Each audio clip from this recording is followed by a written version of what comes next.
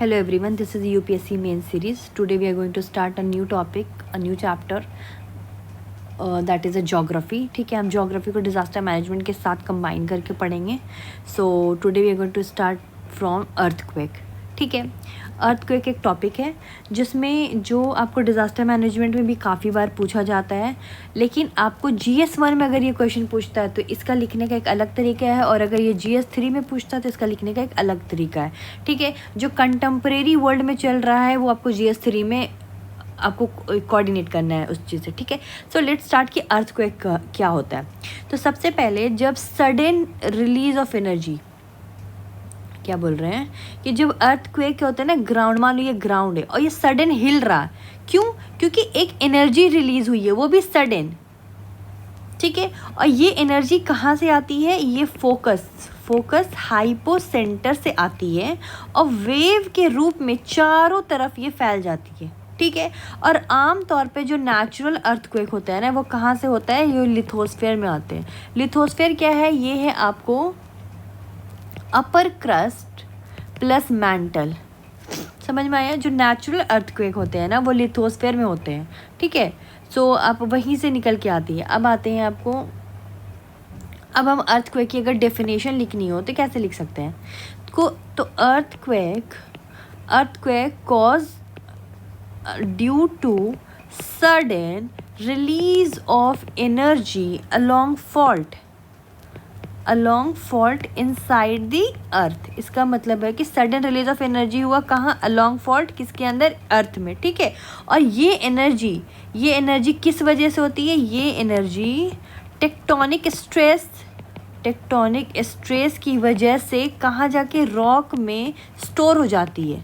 ठीक है, और जब ये सडन रिलीज करती है ये एनर्जी, व्हेन इट सडन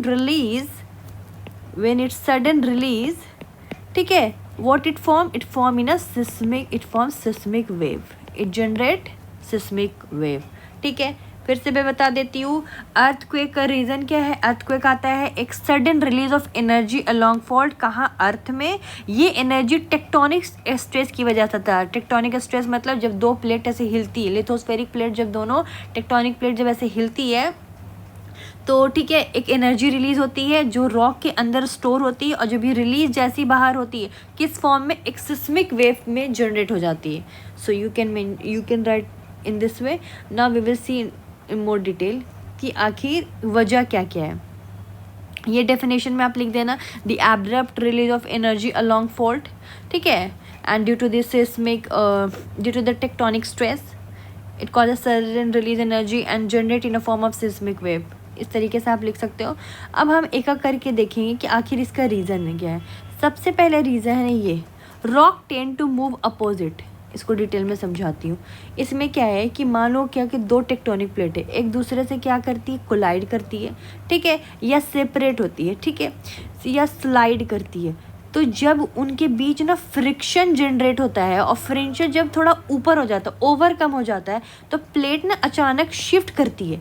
तो ये जब प्लेट अचानक से शिफ्ट करती है तो क्या रिलीज होता है? Energy. So first reason is when rock take to move opposite.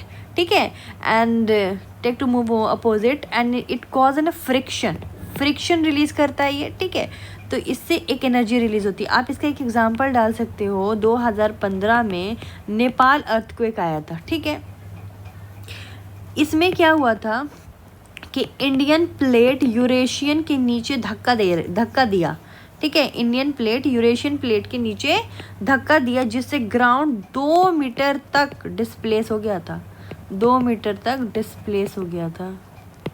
Indian plate ने यूरेशियन प्लेट को धक्का दिया था.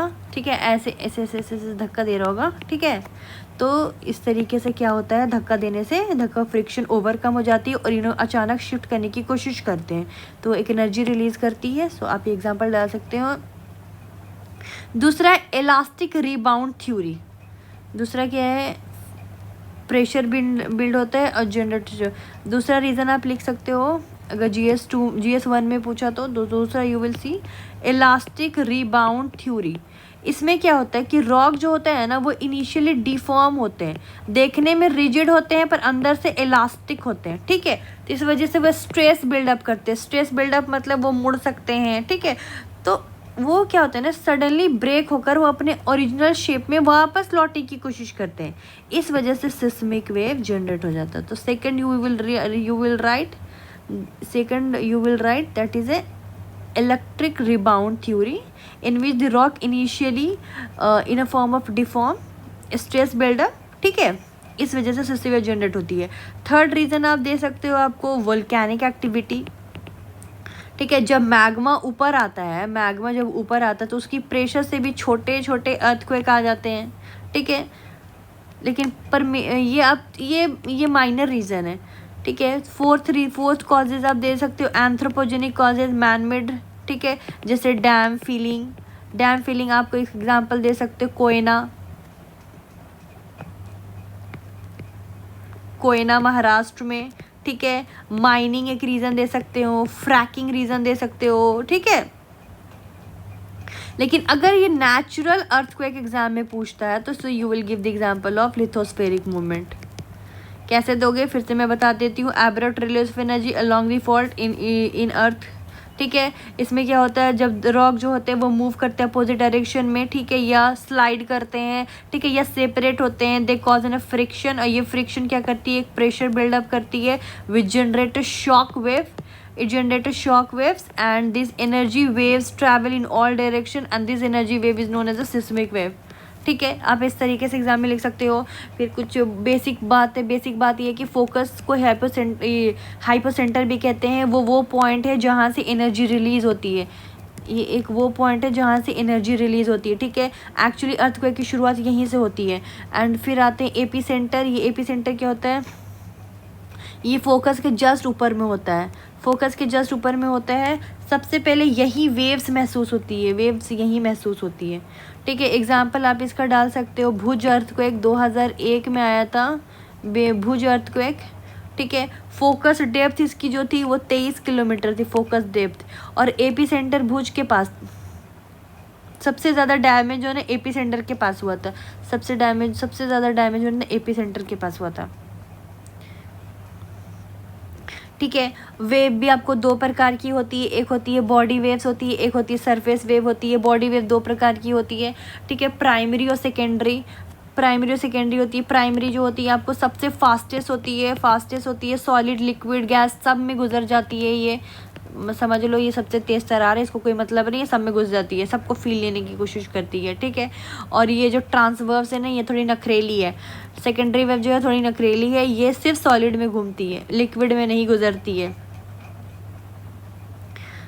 ये सारी चीज़ आप देख लो। So this is the more important thing. आप ये सेकेंडरी वेव परपेंडिकुलर वेव होती है, और ये जो होती है ये वाइब्रेट करती है अलॉन्ग डायरेक्शन ऑफ प्रोपोगेशन, ठीक है। ये पहली होती है जो आपको अराइव करती है, ये फर्स्ट वेव होती है जो अराइव करती है। हाई फ्रीक्वेंसीज की बहुत ज़्यादा होती है, हर डायरेक्शन हर मीडियम में घूमती है, ठीक है। ये वेरिंग वेलोसिटी पे वेरी करती है, तो सबसे ज़्यादा वेलोसिटी सॉलिड का होता है, लिक्विड का फिर गैस का होता है, ठीक है। उसके बाद अगर आप देखो शैडो जोन देखेंगे तो S wave liquid outer core में नहीं जा सकती, मैंने आपको बताया। जो सेकेंडरी वेव है वो लिक्विड आउटर कोर में ट्रैवल नहीं करती है, ठीक है। इसलिए एक स्पेसिफिक जोन एपी सेंटर 103 से लेके 143 के बीच में ही वेव्स वहीं रहती है, ठीक है। यहीं से जब ये नहीं बीच में गई, वहाँ पे वहीं तक नहीं पहुँची, तब साइंटिस्टों ने समझा कि अच्छा लिक्विड आउटर कोर है, बीच में लिक्विड है, इसलिए वो लिक्विड में नहीं ट्रांसफ़र कर पा रही है। सो ये सारी चीज़ें। सरफेस वेव देख लो, आप सरफेस वेव को देख लो। सरफेस वेव एक लॉन्ग पीरियड वेव भी कहा जाता है। ये बहुत ही डेंजरस होती है, इसकी फ्रीक्वेंसी बहुत लंबी होती है, और ये लॉन्ग वेवलेंथ भी होता है इसका, और ट्रांसवर्स वाइब्रेशन होता है। ट्रांसवर्स अब याद रखना, इस पर सरफेस का भी होता है, इस पर सेकेंडरी का भी होता है, ठीक है। और ये जनरली कहाँ होती है, ये एपी सेंटर, एस वेव जो होता है वो एपी सेंटर के पास डेवलप होती है, और सिस्मोग्राफ में ये सबसे लास्ट में रिकॉर्ड होती है, और सबसे डिस्ट्रक्टिव भी होती है सरफेस, ठीक है। सबसे ज़्यादा डैमेज यही करती है। एग्जाम्पल आप डाल सकते हो 2023 में टर्की सीरिया अर्थक्वेक आया था, ठीक है। सरफेस वेव ने पूरी बिल्डिंग को ही झट से गिरा दिया था। So these are the things you can. कुछ एग्जाम्पल मैं आपको और बता देती हूँ, दैट इज़ ए निवा। प्रिडिक्शन अभी भी पॉसिबल होती है अर्ली वार्निंग सिस्टम से। Japan, Mexico, they are working on this, ठीक है। इंडिया में सिस्मिक जोन मैपिंग है, ठीक है। सो ये सब मैं नेचुरल डिज़ास्टर में आपको डिटेल में बताऊंगी। So we have done with this. Wave propagation, primary waves parallel to direction of the waves exert pressure on material, secondary waves perpendicular to the waves, दो तरह का बताया, ठीक है। Result create trough and crest, ये सब हम geography में धीरे धीरे पढ़ेंगे। So now we will see कि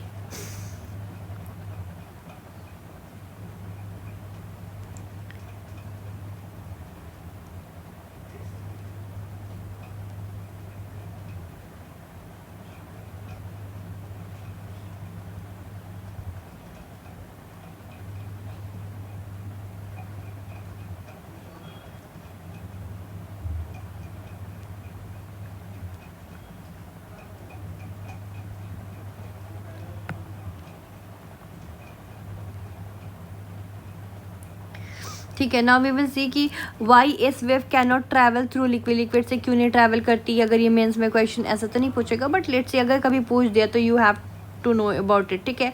तो एस वेव जो होती है ना, सेकेंडरी वेव्स क्या होती है, ट्रांसवर्स होती है, मैंने अभी बताया, ठीक है।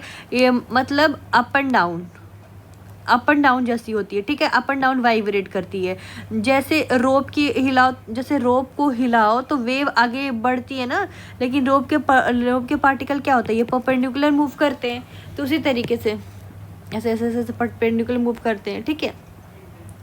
और लिक्विड में क्या होता है, लिक्विड में और गैस में क्या होता है ना, शेयर शीट जो है, शेयर स्ट्रेंथ जो होता है नहीं होती है, शेयर स्ट्रेंथ नहीं होती है। शेयर स्ट्रेंथ का मतलब मैं बताती हूँ। शेयर स्ट्रेंथ मतलब कोई भी चीज़ का शेप को मेंटेन करने की एबिलिटी, ठीक है। कोई भी चीज़ को मेंटेन करने की एबिलिटी। तो सॉलिड में ऐसा होता है, मान लो आप रबर बैंड को साइड से खींचोगे तो वो वापस उसी शेप में आ जाएगी, ठीक है। लेकिन लिक्विड में क्या होता है, ऐसा नहीं होता है। पानी के साइड से पुश करो तो वो फ्लो कर जाता है, वो वापस उसमें नहीं आता है, ठीक है। इसलिए एस वेव्स को प्रोपोगेट करने के लिए मीडियम का रिजिड होना बहुत ही ज़रूरी है। सिर्फ सॉलिड में रिजिडिटी होती है, लिक्विड और गैस में नहीं होती है, ठीक है। समझ में आया, ये रीज़न है। और हमने वही बताया कि आपको कैसे पता चला कि अर्थ का जो आउटर कोर जो है, कैसे पता चला आउटर कोर में आपको लिक्विड है, कैसे, क्योंकि एस वेव वहाँ तक पहुँची ही नहीं तो शैडो जोन बन गया। इसका मतलब है कि जो आउटर कोर है वो लिक्विड है, आउटर कोर जो है वो क्या है, लिक्विड है, क्योंकि वहाँ तक जो है वो पहुँच ही नहीं पाई। सो ये सारी रीज़न है। जैसे एक और एग्जांपल दे सकते हैं, एस वेव जो है सेकेंडरी वेव है, उसको पानी में आप जनरेट नहीं कर सकते because it can not travel in the liquid, लेकिन आप इसको ज़मीन में कर सकते हैं because it can travel on solid, ठीक है। थोड़ा सा याद रखने वाला फंडा मैं बता देती हूँ। पी वेव जो होते हैं वो लॉन्गिट्यूडनल होते हैं और कंप्रेशनल होते हैं, ठीक है। वो कंप्रेशनल होते हैं, वो सॉलिड, लिक्विड, गैस तीनों में जा सकते हैं, जैसे साउंड, ठीक है। लेकिन जो एस वेव होते हैं वो ट्रांसवर्व होते हैं, वो डिस्टॉर्शनल होते हैं, ठीक है। वो सिर्फ सॉलिड में जाते हैं, लिक्विड गैस में नहीं जाते हैं। इस वेव को ट्रैवल करने के लिए ना जो मीडियम होता है ना बहुत ही स्ट्रांग होना पड़ता है। So these are the example you can see, ठीक है। S wave